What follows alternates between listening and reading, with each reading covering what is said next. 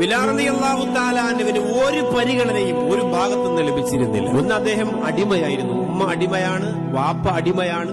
അറിയാതെ എങ്ങാനും യജമാനന്മാരുടെ ശരീരത്തിലേക്ക് തങ്ങൾ ഭക്ഷണം കഴിക്കുന്ന പാത്രമൊന്ന് തൊട്ടുപോയാൽ പോലും വിലപിടിപ്പുള്ള സുഗന്ധം കൊണ്ടത് കഴുകുമായിരുന്നു അബൂബക്കറേ എന്ന് ബിലാൽ റളിയല്ലാഹു അൻഹു പറഞ്ഞു കൊടുക്കാണ്.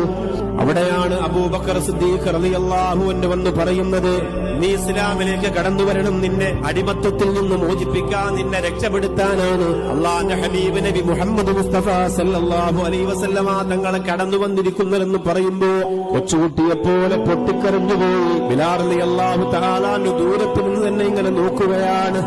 എന്തൊരു പ്രകാശമാണ്, എന്തോ ഒരു ചന്തമാണ്, എന്തോ ഒരു സൗന്ദര്യമാണ്. ആകാശ ലോകത്ത് നിന്ന് നക്ഷത്രങ്ങൾ അള്ളാഹുവിന്റെ ഹബീബിന്റെ ചാരത്തേക്ക് വന്നു വീണുപോകും ആ സൗന്ദര്യം കണ്ടിട്ട്. ബിലാൽ റളിയല്ലാഹു തആല